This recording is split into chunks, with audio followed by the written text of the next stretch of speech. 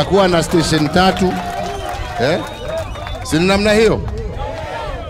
Na hiyo pia itasaidia kwa sababu hata hii barabara yenu tunataka kufungua upande hii. Maji ndio shida ile nyingine ambayo tumekubaliana pia tutasuluhisha. Hiyo itahakikisha ya kwamba watu wataleta viwanda vyao hapa, vijana wetu wapate kazi. Hao ni namna gani jameni? Ile kitu sisi tunaomba ni amani. Hii siasa duni haisaidii. Tunataka amani, Wakenya waishi pamoja. Siasa imekwisha. Sasa si ni kazi tuendelee naye? Au maonaje? Tuendelee hapo. Kwa hivyo kwa sababu bado tunaenda shughuli nyingine, ni kusema nilisema siwezi niwapita bila kusalimia jameni. Si ni hapo? Yangu ni kuwatakia sikukuu njema, Krismasi njema.